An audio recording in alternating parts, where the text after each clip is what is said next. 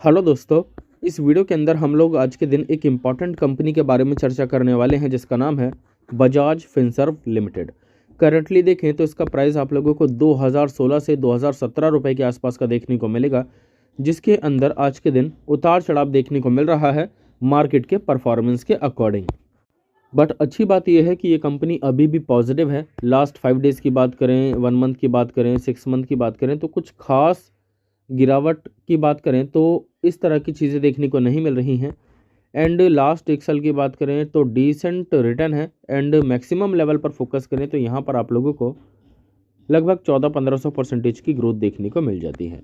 फिलहाल कुछ देर पहले ही हमें इससे रिलेटेड कुछ इंपॉर्टेंट अपडेट्स देखने को मिल चुके हैं, जिसमें कंपनी के रेवेन्यू नंबर्स, नेट प्रॉफिट, इन सब चीज़ों का अपडेट देखने को मिला है। ठीक है, तो डायरेक्टली न्यूज़ के अकॉर्डिंग नहीं, हम लोग एक्चुअल नंबर्स के अकॉर्डिंग बात करेंगे तो सीधा हम लोग आ गए हैं बीएससी के साइट के ऊपर, जहां पर आप लोगों को बजाज फिनसर्व लिमिटेड के ऑफिशियल नंबर्स देखने को मिल जाएंगे। ठीक है, तो यहाँ पर आप देख सकते हैं बोर्ड मीटिंग के आउटकम्स देखने को मिले हैं 4 तारीख दूसरा महीना 2026 के दिन।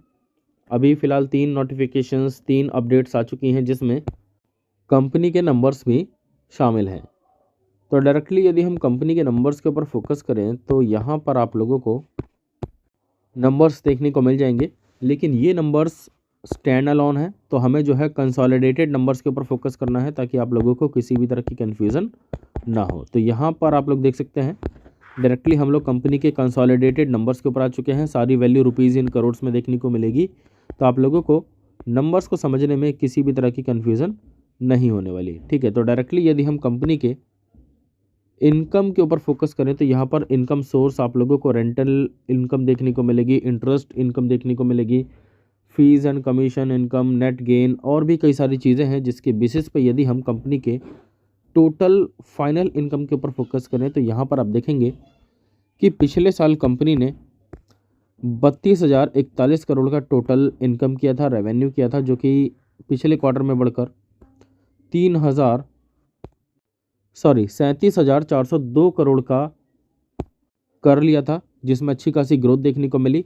एंड इस बार की बात करें तो इस बार आप लोगों को लगभग 39,708 करोड़ के आसपास का टोटल इनकम देखने को मिलता है।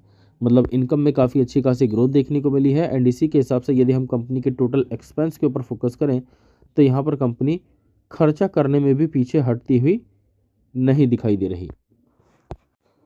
टोटल एक्सपेंस के ऊपर फोकस करें तो यहाँ पर आप देख सकते हैं कंपनी का एक्सपेंस भी बढ़ता हुआ देखने को मिलेगा। पिछले साल था 26,233 करोड़ का एक्सपेंस। इस बार की बात करें तो इस बार है 33,403 करोड़ का एक्सपेंस। एंड पिछले क्वार्टर में था 30,581 करोड़ का एक्सपेंस। मतलब क्वार्टरली बेसिस पर बात करें या फिर वाई ऑन वाई बेसिस पर बात करें तो आप लोगों को दोनों में ही तेज़ी देखने को मिलेगी, जिसके बेसिस पर रेवेन्यू में पॉजिटिविटी देखने को मिली है।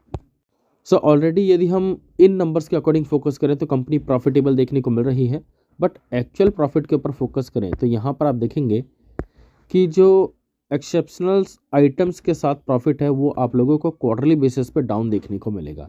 ठीक है, एंड यदि हम डायरेक्टली नेट प्रॉफिट के ऊपर फोकस करें, मतलब टैक्स वगैरह सारी चीज़ें हटाने के बाद, तो यहाँ पर आप लोगों को चीज़ें थोड़ी अलग देखने को मिलती हैं। ठीक है, तो सबसे पहले यहाँ पर आप लोग ध्यान दीजिए, कंपनी का जो नेट प्रॉफिट है वो एक्चुअल में कोई खास बड़े नंबर्स के साथ गिरता हुआ देखने को नहीं मिला है, लेकिन हाँ यहाँ पर ग्रोथ भी देखने को नहीं मिली है। पिछले साल 2,231 करोड़ का नेट प्रॉफिट था। ठीक है, पिछले क्वार्टर की बात करें तो पिछले क्वार्टर में 2,244 करोड़ के आसपास पहुंचा, लेकिन इस बार की बात करें तो इस बार 2,229 करोड़ 50 लाख के आसपास, 15 लाख के आसपास का देखने को मिलता है। मतलब पिछले क्वार्टर के मुकाबले आप लोगों को 10-15 करोड़ की गिरावट ही देखने को मिलेगी, लेकिन वाई ऑन वाई बेसिस पे आप लोगों को उतनी बड़ी गिरावट देखने को नहीं मिलती है। मात्र 50 लाख 1 करोड़ के आसपास का उतार चढ़ाव देखने को मिला है। नंबर्स अच्छे हैं, ठीक है, बट हम एक ग्रोथ के अकॉर्डिंग फोकस करें तो उतने ज़्यादा अच्छे देखने को नहीं मिलते हैं वाई ऑन वाई बेसिस पे एंड क्वार्टरली बेसिस पे। एंड इसी के चलते मार्केट के दौरान ही नंबर्स रिलीज़ होने के बावजूद शेयर चार्ट में आप लोगों को कोई खास तेज़ी या फिर गिरावट देखने को नहीं मिली है। बाकी इससे रिलेटेड कोई डाउट हो, क्वेश्चन हो तो कमेंट कीजिए, मैं जल्दी ही आप लोगों को रिप्लाई देकर अपडेट करने की कोशिश करूँगा। इस वीडियो में इतना ही। Thank you.